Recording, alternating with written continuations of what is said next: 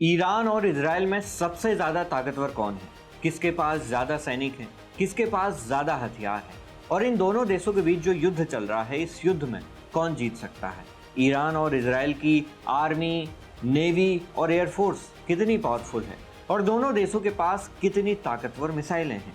दोस्तों, आज की इस वीडियो में हम आपको दोनों देशों की सेनाओं की ताकत की तुलना करते हुए दिखाएंगे कि इन दोनों में से कौन ज्यादा ताकतवर है। इस वीडियो में हम बात करेंगे कि ईरान के पास कितनी मिसाइलें हैं, इजराइल के पास कितने टैंक हैं, ईरान और इजराइल के पास कितने रिजर्व सैनिक हैं जो कि 24 घंटे के अंदर मरने मारने को तैयार हो जाते हैं। दोस्तों, इस वीडियो में हम आपको हर बारीक डिटेल बताएंगे जो अभी तक आपने कहीं नहीं देखी होगी। लेकिन उसके पहले हम आपको थोड़ा सा वो इतिहास बता देते हैं जिसकी वजह से ये जंग छिड़ी हुई है और अभी तक क्या क्या हुआ है ये भी बता देते हैं।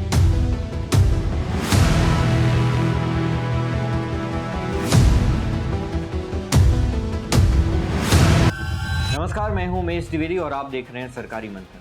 दोस्तों, तारीख थी 28 फरवरी 2026, जब दुनिया अपनी सामान्य रफ्तार से चल रही थी।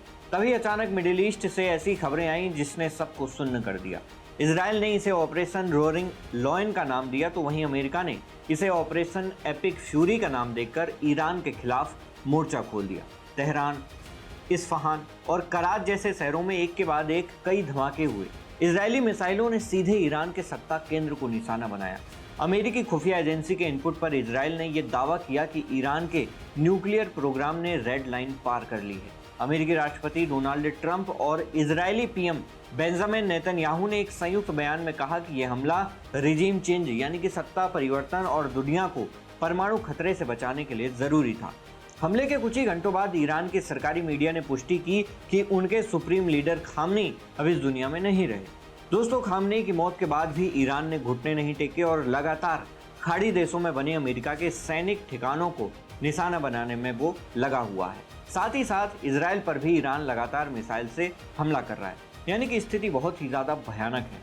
दोनों तरफ से मिसाइलें आ रही हैं, धमाकों की आवाज गूंज रही है। ऐसे में अब दोनों देशों की मिलिट्री की तुलना करना जरूरी हो जाता है कि आखिर कौन देश कितना ताकतवर है।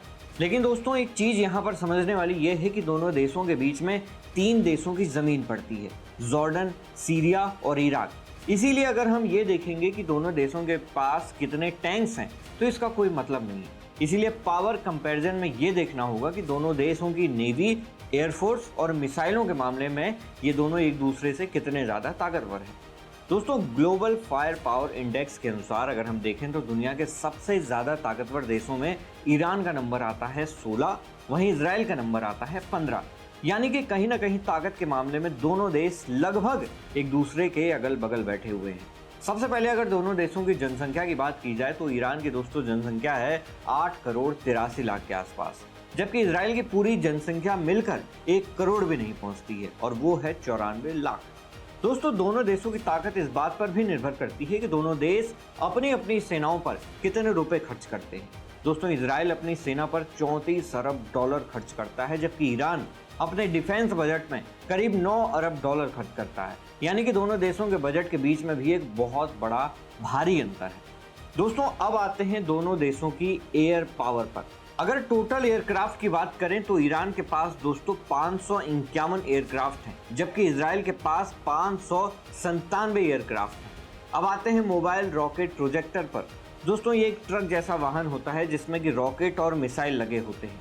ईरान के पास इनकी संख्या 1550 है और इजराइल के पास महज 228, यानी कि इस मामले में इजराइल ईरान से पीछे है। दोस्तों, अब आते हैं नेवल पावर पर। तो इन दोनों देशों के पास कोई भी एयरक्राफ्ट कैरियर नहीं है।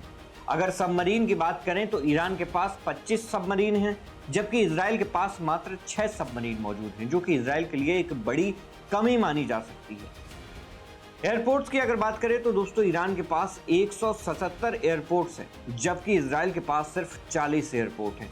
सी पोर्ट की अगर बात करें तो इजराइल के पास सिर्फ 5 पोर्ट टर्मिनल हैं, जबकि ईरान के पास 18 पोर्ट टर्मिनल मौजूद हैं।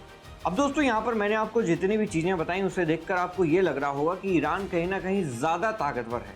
लेकिन यहाँ पर आप एक चीज अगर ध्यान से देखें तो आपको दिखेगा इजराइल के पीछे है अमेरिका। जी हाँ, तो यहाँ पर अगर हम तुलना करें कि ईरान और इजराइल की तो वो गलत होगा। वास्तव में यहाँ पर तुलना होनी चाहिए इजराइल, अमेरिका एक साथ और ईरान की, जाहिर सी बात है कि यहाँ पर इजराइल पहले नंबर पर आएगा। इसके अलावा अगर हम देखें कि भले ही इजराइल ने इससे पहले बहुत युद्ध लड़े हैं, लेकिन वो सब छोटे देशों से थे। लेकिन इस बार ईरान के साथ आमने सामने की खुली लड़ाई इजराइल पर भारी पड़ सकती है, क्योंकि बैलिस्टिक मिसाइलों के मामले में ईरान लगातार इजराइल से आगे रहा है। लेकिन इजराइल को चिंता करने की कोई बात नहीं है, क्योंकि उसके पीछे है अमेरिका। और जब तक अमेरिका का हाथ इजराइल के ऊपर है, तब तक ईरान इजराइल का बहुत ज़्यादा नुकसान तो नहीं कर सकता। तो दोस्तों, ये था हमारा पूरा एनालिसिस दोनों देशों की ताकत का। और अब सवाल हम आपसे पूछते हैं, आपको क्या लगता है कि इस युद्ध में कौन हारेगा और कौन जीतेगा? आपकी जो भी राय हो हमें कमेंट बॉक्स में ज़रूर दें। मैं हूं उमेश द्विवेदी और आप देख रहे थे सरकारी।